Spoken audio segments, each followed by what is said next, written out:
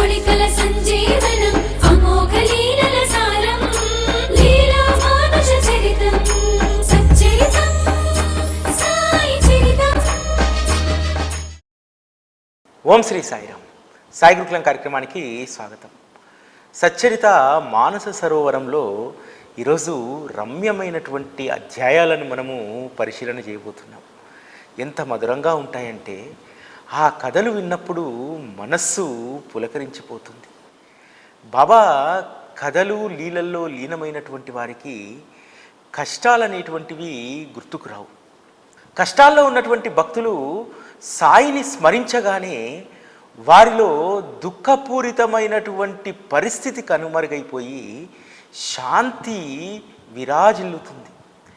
ఇటువంటి అద్భుతమైనటువంటి రమ్యమైనటువంటి కథలే 30వ అధ్యాయంలో ఉంటాయి. 30వ అధ్యాయం మధురమైనటువంటిది, మహిమాన్వితమైనటువంటిది కూడా. సత్పురుషుడి యొక్క గొప్పతనాన్ని, కలియుగంలో దేవీ దేవతలు ఏ విధంగా తమ భక్తులను సత్పురుషులతో కలుపుతారు, సత్పురుషులు మాత్రమే, సద్గురువు మాత్రమే భక్తుడి యొక్క మనోవాంఛలను, మనోచంచలత్వాన్ని ఏ విధంగా తీసివేస్తారనేటువంటి అద్భుతమైనటువంటి కథ 30వ అధ్యాయంలో ఉంటుంది. సప్తశృంగి మాత మహాశక్తివంతురాలు. జగన్మాతకు ప్రతిరూపము సప్తశృంగి మాత. అటువంటి సప్తశృంగి మాత వద్ద పూజారిగా విధులు నిర్వహిస్తూ నిత్యము కూడా అమ్మవారి నీడన ఉంటూ సప్తశృంగి మాత పూజారి అయినటువంటి ఆ కాకాజీ వైద్యకు కొన్ని నెలలుగా మనసు స్థిమితంగా ఉండదు. అమ్మవారి నీడన ఉన్నప్పటికీ కూడా మనస్సు మాత్రం తీవ్రమైనటువంటి ఆందోళన. చాలా సందర్భాల్లో అమ్మను ప్రార్థిస్తాడు ప్రతిరోజు, అమ్మా ఈ మనోచంచలత్వం తగ్గేదేలా, ఈ మనోచంచలత్వాన్ని తగ్గించడానికి నీవే ఏదో ఒక ఉపాయాన్ని చెప్పాలి అని చెప్పి అమ్మవారిని వేడుకుంటూ ఉంటారు. అనునిత్యము తనకు సేవ చేసేటువంటి భక్తుడు ప్రతిరోజు తన మనోచంచలత్వం గురించి చెప్తుంటే తల్లి కదా, తల్లి కరుణించి ఒకరోజు స్వప్న దర్శనమిచ్చి చెప్తుంది, నీవు బాబా వద్దకు వెళ్ళు, బాబావారిని దర్శించుకుంటే నీ మనస్సు శాంతిస్తుంది అంటుంది. సరే, బాబా అనగానే ఎవరు? బాబా అంటే తండ్రి. అమ్మ తల్లి అయినప్పుడు మరి తండ్రి శివుడే కదా. అందుకని త్రయంబకేశ్వర్ వెళ్తాడు. త్రయంబకేశ్వర్లో దాదాపు 4 నెలల పాటు అక్కడే నివసిస్తాడు. ప్రతిరోజు త్రయంబకేశ్వర లింగం పైన సంతతధారలో అభిషేకం చేస్తాడు, రుద్రావర్తనం చేస్తాడు.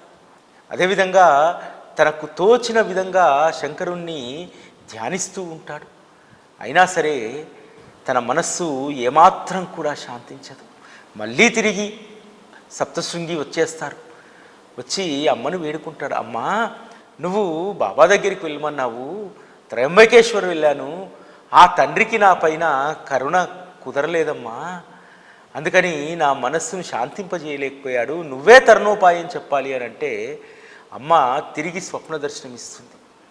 స్వప్న దర్శనం ఇచ్చి చెప్తుంది, బాబా అంటే త్రయంబకేశ్వర్లో ఉన్నటువంటి శివుడు కాదు, షిరిడీలో ఉన్నటువంటి సాయిబాబా, నువ్వు అక్కడికి వెళ్ళు, నీ సమస్యకు పరిష్కారం దొరుకుతుంది, నీ మనస్సు స్థిరపడుతుంది అని చెప్పి చెప్తుంది. కానీ ఎక్కడ షిరిడి, ఎక్కడ త్రయంబకేశ్వర్, ఎలా వెళ్ళాలని చెప్పి ఆ పూజారి మదన పడుతూ ఉండగా షిరిడీలో మరొక సన్నివేశం ఆవిష్కృతమవుతుంది. అనేక సంవత్సరాలుగా శ్యామ కుటుంబం ఒడిదొడుకులను ఎదుర్కొంటూ ఉంటుంది. శ్యామ తమ్ముడైనటువంటి బప్పాజీ ఒక ప్రముఖ జ్యోతిష్యుడి వద్దకు వెళ్తాడు. ఆ జ్యోతిష్యుడు అందులో స్థితప్రజ్ఞుడు, బాగా పాండిత్యం కలిగినటువంటి వాడు. వారి మాటను ఎవరు కూడా తీసేయరు. అప్పుడు ఆ జ్యోతిష్యుడు చెప్తాడు, మీ అమ్మ సప్తశృంగి మాతకు మొక్కులు మొక్కుంది, ఆ మొక్కులు తీర్చకపోవడం వల్లే మీకు ఇటువంటి సమస్యలు ఉత్పన్నమవుతున్నాయి అని చెప్పడంతో ఎవరి కోసమైతే మొక్కుకుందో, మీ అమ్మ మీ అన్న కోసం మొక్కుకుంది కాబట్టి ఆయన్నే వెళ్ళి మొక్కులు చెల్లించాలంటారు. శ్యామ చిన్నపిల్లవాడిగా ఉన్నప్పుడు ఒక తెలియని జబ్బుతో బాధపడుతుంటే శ్యామా తల్లి సప్తశృంగి మాతకు మొక్కుంటుంది. అమ్మా, ఈ బిడ్డను ఉంచినా నీవే, తీసుకెళ్ళినా నీవే, ఈ బిడ్డ బ్రతికితే తీసుకొచ్చి నీ ఒడిలో వేస్తాను అని చెప్పి మొక్కుతుంది. పిల్లవాడు ఆరోగ్యవంతుడవుతాడు. కాలం గడిచిపోయింది, అయినా సరే ఆ తల్లి అమ్మకు మొక్కులు చెల్లించుకోలేదు. కొన్ని రోజుల తర్వాత శ్యామ తల్లి అనారోగ్యానికి గురవుతుంది.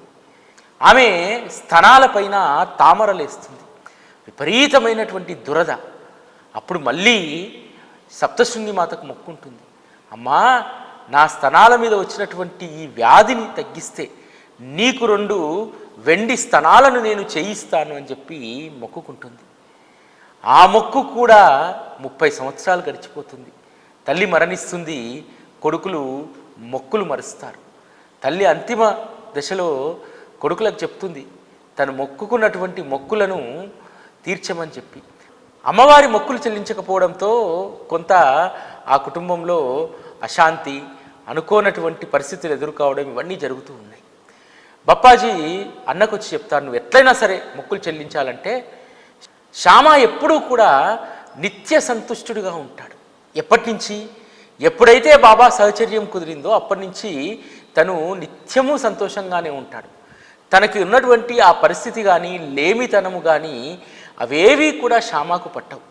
సరే, తమ్ముడు గోల చేస్తున్నాడు కాబట్టి 2 స్తనాలను చేయించుకొచ్చి బాబా పాదాల వద్ద పెట్టి, బాబా మీరే మా సప్తశృంగి మాత, మీరు ఈ మొక్కులను స్వీకరించి మా అమ్మ మొక్కులను తీర్చండి అని అంటారు. బాబా అంటాడు, రే, ఎక్కడ చెల్లించాల్సిన మొక్కులు అక్కడే చెల్లించాలి. నీకోసం అమ్మ ఎదురు చూస్తుంది, వనిలో అమ్మ కాదు ఎదురు చూస్తుంది. ఈయన దర్శనం కోసము తహతహలాడుతున్నటువంటి కాకాజీ వైద్య ఎదురు చూస్తున్నాడు. నువ్వు అక్కడికి వెళ్ళి మొక్కులు చెల్లించు, ఎవరి మొక్కులు వారికే చెల్లించాలని చెప్పి బాబా చెప్పినటువంటి ఈ మాట మనందరం కూడా గుర్తుపెట్టుకోవాలి. చాలామంది వరాల సాయి దగ్గరికి వచ్చి, అంటే వరాల సాయితో అనుబంధం ఉండి సాయి టీవీని అర్థం చేసుకున్నటువంటి వాళ్ళ పరిస్థితి వేరు, వాళ్ళ గురించి నేను అనట్లేదు. మిగతా వాళ్ళు చాలామంది నేను గమనిస్తూ ఉంటాను. ఇక్కడికి వచ్చి మొక్కుకొని ఆ మొక్కును ఎక్కడికో వెళ్ళి తీర్చుకుంటారు. బాబా చెప్పినట్టు మనం ఎక్కడైతే బాకీ పడ్డామో, ఎక్కడైతే మొక్కుకున్నామో అక్కడే దాన్ని చెల్లించుకోవాలి. అందుకని శ్యామను సప్తశృంగికే పంపించాడు. బాబా స్వయంగా చెప్పాడు కదా, నేనే జగన్మాతనని చెప్పి. మరి జగన్మాత అయినటువంటి బాబా ఆ మొక్కులను ఎందుకు స్వీకరించలేదు? భక్తులకు నేర్పేటువంటి పాఠం అన్నమాట. మీరు ఎక్కడ బాకీ పడి ఉన్నారో, ఎక్కడ మొక్కుకున్నారో అక్కడనే ఆ మొక్కులను చెల్లించాలి అని చెప్పి బాబా చెప్పినటువంటి మాట. బాబా యొక్క చమత్కారం ఎలా ఉంటుందంటే, చాలామంది అంటూ ఉంటారు, ఇక్కడ వరాల సాయి మందిరంలో చాలా మంచి కార్యక్రమాలు జరుగుతాయి, ఇక్కడ ఏదైనా దక్షిణ ఇస్తే సద్వినియోగం అవుతుందని చెప్పి. ఆ దక్షిణ ఇచ్చే విషయంలో కూడా సంశయం వచ్చినప్పుడు వాళ్ళు చీటీలు వేస్తారు. వరాల సాయిలో ఇయ్యాలా, షిరిడీలో ఇయ్యాలా? బాబా చాలామందికి వరాల సాయిలో అని చెప్పి ఆ చీటీలో సమాధానం ఇస్తారు. నిజానికి ఇవ్వాల్సినటువంటి దాంట్లో, మొక్కులు చెల్లించాల్సినటువంటి దాంట్లో అసలు చీటీ వేయాల్సిన అవసరం లేదు. నీ మనస్సు ఏది చెప్పితే దాన్నే చేయాలి భగవంతుని విషయంలో. మళ్ళీ దాంట్లో సంశయం ఉండకూడదు. నువ్వు ఎక్కడైతే మొక్కుకున్నావో, ఎక్కడైతే నువ్వు బాకీ పడ్డావో అక్కడైనా బాబానే కదండి, ఇక్కడైనా బాబానే కదండి. మరి భగవంతుడు ఎక్కడైనా భగవంతుడే కదా. అమ్మవారికి అయ్యవారికి తేడా ఏముంది? ఇద్దరూ భగవత్ స్వరూపాలే కదా. మరి అమ్మవారికి మొక్కున్నటువంటి వారు అమ్మవారి దగ్గరనే ఎందుకు మొక్కులు తీర్చుకోవాలి? అయ్యవారికి మొక్కున్నటువంటి వారు అయ్యవారి దగ్గరనే ఎందుకు మొక్కులు తీర్చుకోవాలి? దీనికి ప్రాతిపదిక ఏంటంటే, మనం ఎక్కడైతే బాకీ పడ్డామో అక్కడే మనము చెల్లించుకోవాల్సి ఉంటుంది. మనం బాకీ ఒకరి దగ్గర తీసుకొని ఇంకొకరికి అప్పు చెల్లిస్తే బాకీ తీరిపోతుందా? తీరిపోదు. ఆ పాత బాకీ అలానే ఉండిపోతుంది. కాబట్టి పాత బాకీలను మనం ఎవ్వరము పెట్టుకోకూడదు. శ్యామా మొక్కుల విషయంలో బాబా మనకు చెప్తున్నటువంటిది అదే. ఎక్కడ చెల్లించాలనో దాన్ని అక్కడే మీరు చెల్లించాలి. అందుకని శ్యామను సప్తశృంగి వరకు పంపించాడు. సప్తశృంగి వెళ్ళినటువంటి శ్యామ బాబా కోసం తపిస్తున్నటువంటి కాకాజీ వైద్యను కలుసుకుంటారు. మాటల్లో మీరు ఎక్కడి నుంచి వచ్చారంటే నేను షిరిడి నుంచి వచ్చాననగానే కాకాజీ వైద్యం మనస్సు ఉప్పొంగిపోతుంది. అరే రే, నేను షిరిడి రావాలనుకుంటున్నాను, ఎలా రావాలో తెలియక, అది ఎక్కడుందో తెలియక నేను కొన్ని నెలలుగా తపించిపోతున్నాను అంటే శ్యామ అంటాడు, నాతో పాటు రండి తీసుకెళ్తానంటాడు. శ్యామతో పాటు షిరిడీకి వస్తాడు. బాబా దర్శనం చేసుకుంటారు. బాబా చరణాల్లో లీనమైన తర్వాత అతని మనసులో ఉన్నటువంటి ఆ దిగులు చింత అనేటువంటిది మరుక్షణం మాయమైపోయింది. అసలు ప్రశ్నోత్తరాలు లేవు, కుశల ప్రశ్నలు లేవు. కేవలం దర్శనం మాత్రం చేత కాకాజీ వైద్య సంతుష్టుడయ్యాడు. మనసులో ఉన్నటువంటిది పూర్తిగా తొలగిపోయింది. అంటే కేవలము సద్గురువు దర్శనం చేత, సద్గురువుతో సంభాషణ అవసరం లేదు, సద్గురువుకు మన కష్టము చెప్పుకోవాల్సిన అవసరం లేదు. ఆయన కృపాదృష్టితోటి మనలో ఉన్నటువంటి మానసిక రోగాలు, మాయ రోగాలు అన్నీ కూడా పటాపంచలైపోతాయి అనేటువంటి గొప్ప సత్యాన్ని ఈ 30వ అధ్యాయంలో ఈ సప్తశృంగి మాత పూజారి కథ ద్వారా బాబా మనకు చెప్పారు. బాబా తనతో అనుబంధం ఉన్నటువంటి బిడ్డలను వారి వద్దకు తెచ్చుకోవడానికి అనేక విధాలుగా భిన్నమైనటువంటి రీతిలో వారు ప్రయత్నిస్తారు. రామ్లాల్ అనేటువంటి వ్యక్తి స్వప్నంలో బాబా కనిపిస్తాడు. బాబా చుట్టూ కూడా జనం ఉండి ఒక సాధువు వలె వారు ఉంటారు. రామ్లాల్కి అర్థం కాదు, ఈ సాధువు ఎక్కడున్నారు, ఈ సాధువు నా స్వప్నంలోకి ఎందుకు వచ్చారో అని అనుకుంటాడు. ఒకరోజు తను వీధుల్లో తిరుగుతుండగా ఒక అంగడిలో బాబా చిత్రపటం ఉంటుంది. తన స్వప్నంలో కనిపించినటువంటి ఆ చిత్రము ఆ చిత్రపట రూపంలో ఉంటుంది. వెళ్ళి ఆ షాపతన్ని అడిగితే షిరిడీ గురించి, బాబా యొక్క మహత్తు గురించి చెప్తాడు. వెంటనే రామ్లాల్ షిరిడీలో వాలిపోతాడు, బాబా చరణాల్లో లీనమైపోతాడు. బాబా సమాధి వరకు కూడా అక్కడే ఉండిపోతాడు. ఒక్కసారి షిరిడీకి వచ్చినటువంటి రామ్లాల్కు ఇక తిరిగి వెళ్ళాలనేటువంటి ఆలోచన ఏ రోజు కూడా రాలేదు. నిత్యము బాబా దర్శనంతో ప్రతిరోజు తనలో తానే రమించేటువంటి వాడు, ఎప్పుడూ కూడా తన మస్తకాన్ని సాయి చరణాల్లోనే ఉంచేటువంటి వాడు. అంత గొప్ప అదృష్టవంతుడయ్యాడు రామ్లాల్. ఈ విధంగా ప్రతి భక్తుడిని కూడా బాబా ఏరు కోరి తన దగ్గరికి తెచ్చుకుంటారు. 31వ అధ్యాయము మన మనస్సుల్ని కదిలించి వేస్తుంది. ఎందుకంటే భావార్థులైనటువంటి భక్తులు వారి ప్రాణాలను సద్గురువు పాదాల చెంత పెట్టేస్తారట. ఎందుకంటే సద్గురువుకు జీవుల యొక్క గతి గమనం వారికి మాత్రమే తెలుసు. ఆ జీవుల యొక్క గమనాన్ని ఎక్కడ ముగించాలి, ఎలా ముగించాలి, ఆ జీవుడు సరైనటువంటి పందాలో లేకపోతే, తను ఎంచుకున్నటువంటి మార్గంలో తను పరిపూర్ణంగా లేకపోతే ఎట్లా ఆ జీవుణ్ణి మార్గంలో పెడతాడు, సరైనటువంటి దిశలో నడిపిస్తారనేటువంటిది 31వ అధ్యాయము అత్యద్భుతంగా ఉంటుంది. విజయానంద్ అనేటువంటి మద్రాసు సన్యాసి, తనకు ఒక కోరిక ఉంటుంది. తను మానస సరోవరం వెళ్ళాలి, అక్కడ తన యొక్క సాధనను సాగించాలని చెప్పి సన్యాస దీక్ష తీసుకుంటాడు.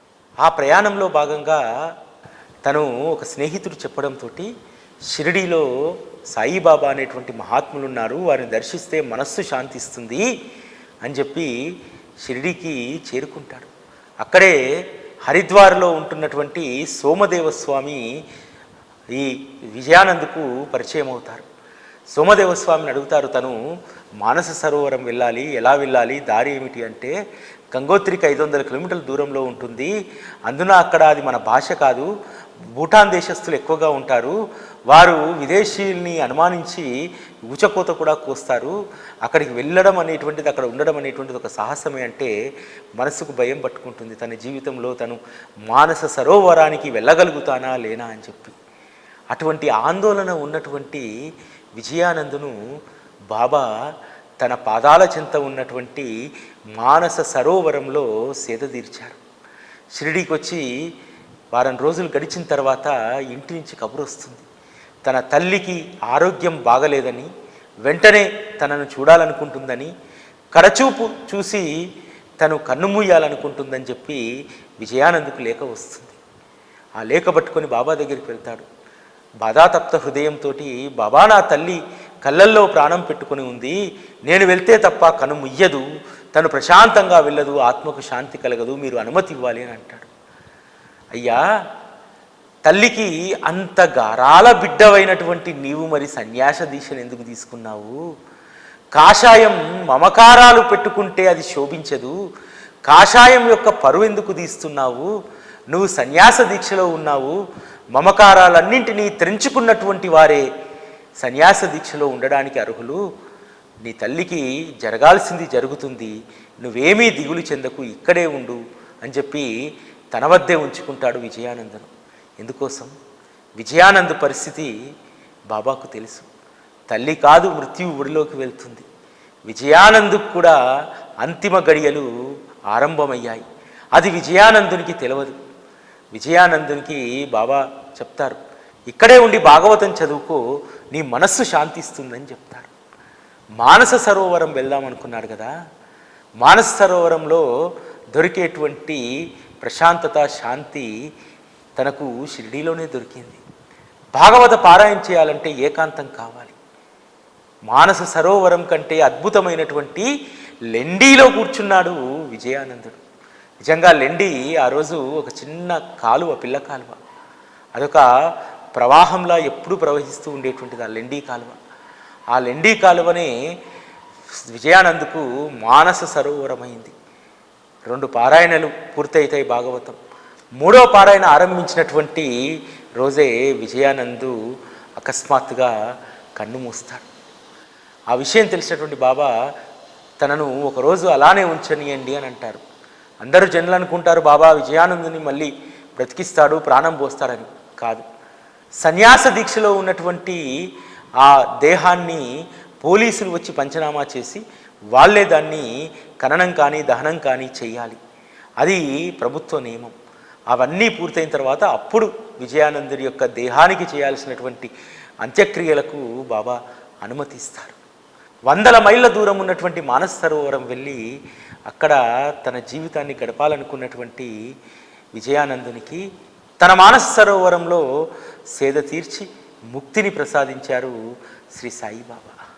బాబాకు జీవుల గమనం, జీవుల యొక్క గతి బాగా తెలుసు. అందుకనే భక్తుడి యొక్క జీవనం ఎటువైపు మరల్చాలి, వారి జీవితం ఎలా ఉండాలనేటువంటిది బాబా ఎప్పుడూ కూడా నిర్ధారిస్తూ ఉంటారు. బలరాం మాన్కర్ భార్య చనిపోయింది, సంసార బాధ్యత నుంచి బయటకు వచ్చేసేయాలి, ప్రశాంతంగా ఉండాలనుకుంటాడు. కానీ షిరిడీకి వచ్చి ఉన్నా సరే మనస్సు చంచలత్వంతో ఉంటుంది. షిరిడీ వదిలి వెళ్ళగానే మరింత మనస్సు అలజడితో ఉంటుంది. బాబా మాన్కర్ను మచ్చింద్రగఢ్ పంపించి అక్కడ ధ్యానం చేసుకోమంటాడు. మచ్చింద్రగఢ్లో ధ్యానంలో ఉన్నటువంటి మాన్కర్కు బాబా ప్రత్యక్ష దర్శనం ఇచ్చి, అక్కడ ఉన్నటువంటిది నేనే, ఇక్కడ ఉన్నటువంటిది నేనే, నన్ను నకసిక పర్యంతము చూడు అని చెప్పి గొప్ప అనుభవాన్ని ఇస్తారు. అప్పుడు మాన్కర్ మనస్సు శాంతిస్తుంది, అలజడులన్నీ తొలగిపోతాయి. సద్గురువు ఎప్పుడూ కూడా తనతోటే ఉంటారనేటువంటి ఒక విశ్వాసాన్ని కలిగి ఉంటాడు. దాన్ని ఇంకా బలపరచడానికి తను రైల్వే స్టేషన్లో టికెట్ దొరకకపోతే ఒక పల్లెటూరి వారి వేషంలో వచ్చి టికెట్ చేతిలో పెట్టి వెళ్ళిపోతాడు. అంటే నీ జీవిత అవసరాలను, నీ జీవన గమనాన్ని నేను గమనిస్తూ ఉన్నానని చెప్పి బాబా మాన్కర్ చెప్తాడు. ఆ తర్వాత షిరిడీలోనే వచ్చి ఉంటాడు మాన్కర్. ఎప్పుడూ కూడా సాయి పాదాల వద్ద భ్రమరంలా తిరుగుతున్నటువంటి ఆ భక్త భ్రమరం మాన్కర్ షిరిడీలోనే వారి యొక్క తుది శ్వాసను వదులుతారు, ధన్యుడవుతాడు. ఈ విధంగా షిరిడీలో తాత్యాసాహెబ్ నూల్కర్ బాబా చరణాలను ధ్యానిస్తూ షిరిడీలోనే వారి యొక్క తుది శ్వాస వదులుతారు. అరే రే, మనకంటే ముందే వెళ్ళిపోయాడే తాత్యాసాహెబ్ అని చెప్పి బాబా అంటారు. అంటే బాబా అనేక మంది భక్తుల జీవితాలకు ఉత్తమ గతులను ప్రాప్తింపజేశారు. మేగుడు విషయంలో అయితే ఇక చెప్పాల్సిన అవసరం లేదు. నాకంటూ ఎవరూ లేరు అని చెప్పి బాధపడే మేగుడికి నీకు నేను ఉన్నానని చెప్పి మేగుడు దేహం పైన 2 చేతులు చాచి బాబా ఒక మానవ మాతృడిలా కన్నీరు పెట్టుకొని మేగుడి యొక్క అంతిమ యాత్రలో కాష్టం వరకు వెళ్ళి మేగుడిని సాగనంపి వచ్చాడు. మేగుడిని సాగనంపడమే కాదు, నీకు సర్వం నేనే అని చెప్పి మేగుడి యొక్క ఉత్తర క్రియలకు 11వ రోజుకు కావలసినటువంటి ధనాన్ని తన దక్షిణలో నుంచి ఇచ్చి మేగుడికి ఘనంగా ఉత్తర క్రియలు జరిపించాడు. మేగుడికి తన వాళ్ళు ఉంటే కూడా అంత వైభవంగా ఉత్తర క్రియలు జరగవేమో. నిజంగా ఎప్పుడూ జీవితంలో ఒకటి కోరుకుంటాను, మన జీవితంలో కూడా బాబా మనం వెళ్ళిపోయినటువంటి క్షణాన నా వాడు వెళ్ళిపోయాడని చెప్పి బాబా అనుకోవాలి. అది మనం బాబా దగ్గర సాధించాల్సినటువంటిది. అటువంటి స్థానం సాధించడానికి పాకులాడాలి. నా వాడు నా మేఘ వెళ్ళిపోయాడని చెప్పి అన్నాడు కదా, నా వాడు వెళ్ళిపోతున్నాడని చెప్పి బాబా అనుకున్న రోజు మన జన్మ ధన్యమవుతుంది. దానికోసం మనం బాబా పట్ల అంకితమైనటువంటి శ్రద్ధతో మనం ఉండాలి. నేను మాత్రం నా జీవిత లక్ష్యం ఒకటే, ఖచ్చితంగా బాబా అనుకోవాలి, నా వాడు వెళ్ళిపోయాడు అనేటువంటి ఆ మాట ఖచ్చితంగా బాబా అనుకుంటాడని చెప్పి నేను ఖచ్చితంగా విశ్వసిస్తాను. ఎందుకంటే ఆయన పట్ల అనురాగం కలిగి ఉన్నటువంటి వారు, ఆయన పట్ల ప్రేమ కలిగి ఉన్నటువంటి వాళ్ళ పట్ల కొన్ని వందల రెట్ల ప్రేమను ఆయన చూపెడతారు. మేగుడిది అమాయకమైనటువంటి భక్తి కదా, ఏమీ కోరనటువంటి స్థితి కదా మేగుడిది. అటువంటి స్థితి ఎవరికి వస్తుంది? అటువంటి స్థితిలోకి మనల్ని కూడా నెట్టమని చెప్పి మనం బాబాని అడగాలి. ఆ రోజు బాబా మన కోసం ఒక్క కన్నీటి బొట్టు కార్చినా సరే మనము జన్మరాహిత్యాన్ని పొందినట్టే. మేగుడు దేహం మీద పడి ఎక్కి ఎక్కి ఏడ్చాడట బాబా. అలా కాకుండా కనీసం నావాడు వెళ్ళిపోతున్నాడు బాబా అనుకుంటే చాలు. నావాడు అనిపించుకోవడమే మన జన్మకు గర్వకారణం. చాలామంది మనతో ఉన్నటువంటి బంధాలు, అనుబంధాలు, స్నేహితులు వీళ్ళందరూ మనం ఉన్నంత వరకే నావాడు, పోయిన తర్వాత గతించినటువంటి వాడు. కానీ బాబా దృష్టిలో ఎప్పటికీ మనం తన వాళ్ళమే, నావాడే అనేటువంటి దాంతో బాబా సంబోధిస్తాడు. అటువంటి గొప్ప అదృష్టాన్ని ఇవ్వమని చెప్పి మనం బాబాని అడగాలి. ఎందుకంటే ఎన్నో జన్మల రుణానుబంధం ఉన్నటువంటి ఒక పులి, దానికి మాటలు రావు, వ్యక్తీకరణ తెలియదు, కానీ మొండిగా భీష్మించుకొని కూర్చొని ఆహారం తినకుండా ఏమీ తినకుండా ఆ దుర్వాసులు ఆడిచ్చినా సరే ఆడకుండా, ఎంత గారాభం చేసినా ఏం చేసినా అది ముద్ద కూడా ముట్టకుండా భీష్మించుకొని కూర్చొని వాళ్ళలో ఒక ఆలోచన కలిగించి బాబా దగ్గరికి తీసుకెళ్తే దీని రోగం నయమవుతుందేమో అని చెప్పి దాన్ని బాబా దగ్గరికి తీసుకొచ్చి సంఖ్యలు విప్పితే బాబా పాదాలను ముద్దాడి అది తన ప్రాణాన్ని వదిలేస్తుంది కదా. అంటే ఎన్నో జన్మల రుణానుబంధం కలిగి ఒక క్రూర జంతువుగా పుట్టినటువంటి ఆ పులికే అంత ప్రేమ ఉంటే మనకెంత ప్రేమ ఉండాలి బాబా పట్ల, దాన్ని మనం అర్థం చేసుకోవాలి. అంతేకాదు అక్కడ ఉన్నటువంటి ఆ దుర్వాసులందరూ కూడా దుఃఖితులు అవుతారు. దేనికోసం? పులి చనిపోయినందుకు కాదు, తమ ఉపాధికి సంబంధించినటువంటి ఆ పులి చనిపోయింది, రేపటి నుంచి మా ఉపాధి ఎలా అని చెప్పి బాధపడుతుంటే బాబా చెప్పినటువంటి మాటలు, ఇన్ని రోజులు అది మీకు రుణపడి ఉంది, రుణపడి ఉన్నన్ని రోజులు మీకు సంపాదన తెచ్చిపెట్టింది, ఇప్పుడు మీతో రుణం తీరిపోయింది, దాన్ని గౌరవంగా పంపించండి అని చెప్పి బాబా చెప్తాడు. కాబట్టి ఇటువంటి అద్భుతమైనటువంటి విషయాలు సచ్చరితలో ఉంటాయి. ఇవి చాలా అపురూపమైనటువంటివి, చదవడానికి ఒక కథలా ఉంటాయి. సాధారణంగా చదివేటువంటి వారికి ఇది కల్పనలాగా కనిపించవచ్చు, కానీ గురు కథలు నిర్వికల్ప పుష్పాలను అవి పూయిస్తాయి. ఆ నిర్వికల్ప పుష్పాల సుగంధం మనస్సుతో సాయి చరణాలను ప్రేమించేటువంటి వారికే ఆ సుగంధం పరిమళిస్తుంది, ఆ సుగంధాన్ని ఆస్వాదించగలుగుతారు. ఇతరులు ఎవ్వరూ కూడా ఆ సుగంధాన్ని ఆస్వాదించలేనటువంటిది. అంత అద్భుతమైనటువంటిది ఈ బాబా లీలలు, బాబా కథలు. గురువు యొక్క వచనాలను సేవిస్తేనే మనస్సు పరవశించిపోతుంది. అటువంటి సద్గురువే తన కథను తాను చెప్పుకుంటే ఎలా ఉంటుంది? 32వ అధ్యాయం అంత అద్భుతంగా ఉంటుంది. బాబా చెప్పినటువంటి కథ, మేము నలుగురము కలిసి అడవిలో అన్వేషించడానికి వెళ్ళాము. మొదట వంజరి కలిశాడు, అడవిలో అన్వేషించాలంటే మార్గదర్శి కావాలన్నాడు, అతని మాట లెక్క చేయకుండా వెళ్ళాము. తిరిగి మళ్ళీ ప్రారంభమైన చోటికే వచ్చాము. మళ్ళీ వంజరి ప్రత్యక్షమయ్యాడు, ఏమీ తినకుండా మీరు వెతికితే శూన్యము, ఏమీ లభించదు, కాబట్టి కాస్త 4 ముద్దలు తిని వెతకమన్నారు. మిగతా వాళ్ళందరూ కూడా తర్కించి వెళ్ళిపోయారు. వారిలో ఈ వంజరి తక్కువ కులస్తుడని చెప్పి అతని మాట మనం ఏం వినాలని చెప్పి పాండిత్యం ఉన్నటువంటి మనకంటే ఈ వంజరికి ఏం తెలుసు అని చెప్పి వాళ్ళు వెళ్ళిపోయారు. నేను మాత్రం అక్కడ వంజరి పెట్టినటువంటి ఆ భోజనాన్ని చేశాను. భోజనం చేసి చెయ్యి కడుక్కోవడానికి వెనక్కి తిరగగానే నాకు గురు మహారాజు ప్రత్యక్షమయ్యాడు. గురు మహారాజు నన్ను ఆప్యాయంగా తలనిమిరాడు, వారి కౌగిల్లోకి తీసుకున్నాడు. నా వెంట వస్తావా అని అడిగాడు. ఆనందంగా నేను వారిని అనుసరించి వెళ్ళాను. నన్ను ఒక బావి దగ్గరికి తీసుకెళ్ళాడు. నీటికి అత్యంత సమీపంగా తలకిందులుగా నన్ను వేలాడదీసి ఆ తాడి యొక్క మొనను ఒక చెట్టుకు కట్టి వెళ్ళిపోయారు. సాయంత్రం వచ్చి మళ్ళీ నా గురువు ఆ బావిలో నుంచి పైకి లేపి ఎలా ఉంది అని అడిగాడు. నేను పరమానందంగా పరమాద్భుతంగా ఉందని చెప్పాను. నేను ఆనందించినటువంటి ఆనందాన్ని నేను వర్ణించలేనని చెప్పి జవాబిచ్చాను. నా మాటలు విని గురువులు ప్రసన్నులయ్యారు. తమ హస్తాలతో నా శరీరాన్ని నిమిరి నన్ను వారి వద్ద అంటిపెట్టుకున్నారు. ఇదంతా చెబుతుంటే నా హృదయం ప్రేమతో ఉప్పొంగుతుంది. తర్వాత గురు మహారాజు తన పాఠశాలకు నన్ను తీసుకెళ్లారు. పక్షి తన పిల్లల రెక్కల్లో ఒదిగి పెట్టుకున్న రీతిగా నా గురువు నాపై ప్రేమను చూపారు. గురువు గారి ఆ పాఠశాల ఎంతో రమ్యమైనటువంటిది. అక్కడ జననీ జనకుల పైన వాత్సల్యం తొలగిపోయింది. మాయా మోహం మమకారాది శృంఖలాలు విడిపోయాయి. అవలీలగా ముక్తిని పొందాను. అవాంఛనీయమైన బంధాలు విడిపోయాయి.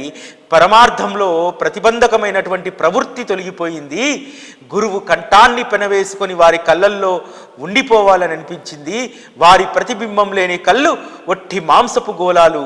ఆ కళ్ళ కంటే అందున్నైపోయినా బాగుండనిపించింది. నా పాఠశాల అటువంటిది. మరి అందులో అడుగుపెట్టాక వెనుకకు మరలిపోయే దౌర్భాగ్యులు ఎవరుంటారు?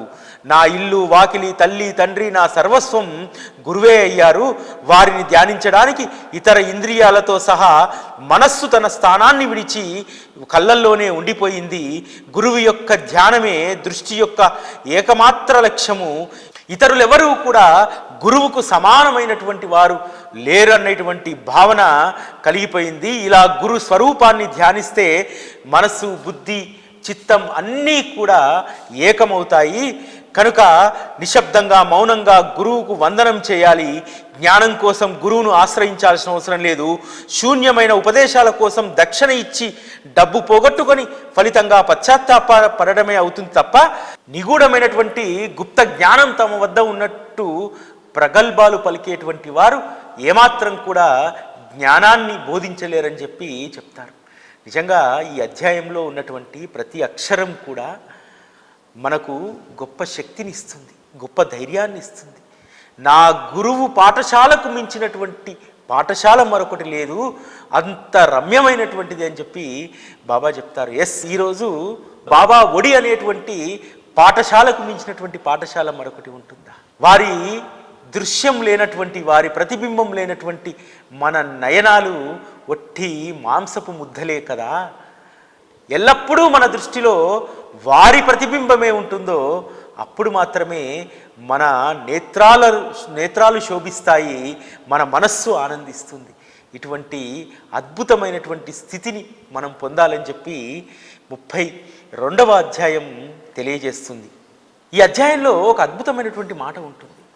తలకిందులుగా వేలాడదీసినటువంటి నన్ను గురువు వచ్చి బయటికి తీయగానే నా ఆనందానికి అవధులు లేవు అనేటువంటి మాటను గురువు అర్థం చేసుకున్నటువంటి తీరు ఆ గురువుకే ఎరుక అనేటువంటి మాట రాస్తారు.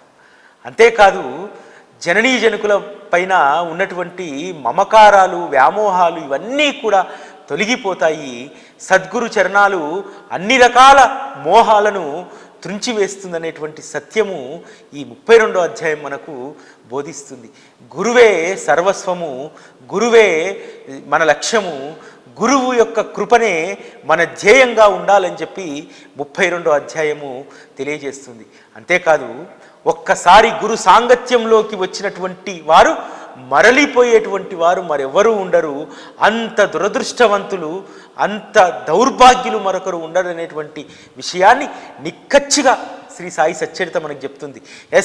బాబా దగ్గరికి వచ్చి తిరిగి వెళ్ళినటువంటి వారు, మరలిపోయినటువంటి వారు ఎవ్వరూ కూడా ఉండరు. అది బాబా ఏకాదశి వచనాల్లో చెప్పినటువంటి మాట. నా వద్దకు వచ్చి ఏదీ పొందకుండా మరలి వెళ్ళినటువంటి వారిని ఒక్కరినంటే ఒక్కరినైనా చూపెట్టనని అంటారు. అక్కడ బాబా చెప్పినటువంటి మాటలో గొప్ప అర్థం ఉంది. నా వద్దకు వచ్చి మరలి వెళ్ళినటువంటి వాళ్ళని చూపెట్టమనలేదు బాబా. నా వద్దకు వచ్చి ఏదీ పొందకుండా మరలి వెళ్ళినటువంటి వారిని ఒక్కరినంటే ఒక్కరిని చూపెట్టమని చెప్పి. ఎందుకంటే బాబా దగ్గరికి వచ్చిన తర్వాత మినిమం గ్యారంటీ అన్నమాట. మనం కోరుకున్నటువంటి దాంట్లో ఖచ్చితంగా బాబా మనకు శ్రేయస్కరమైనటువంటి వాటిని వేటినో కొన్నిటిని అనుగ్రహిస్తూనే ఉంటారు. అందుకనే బాబా ఆ మాట అక్కడ వాడడం జరిగింది. ఇక్కడ 32వ అధ్యాయంలో బాబా యొక్క మనోగతం. చాలామంది అనేక ఉపాసనలు చేస్తూ ఉంటారు. అందులో ప్రధానమైనటువంటిది ఉపవాసం. ఉపవాసం అనేటువంటిది భక్తి మార్గంలో ఏమాత్రం కూడా శ్రేయస్కరం కాదని చెప్పి గోఖలే భార్య ఒక హోలీ పౌర్ణమి రోజు ఉపవాసం చేద్దామని వస్తుంది.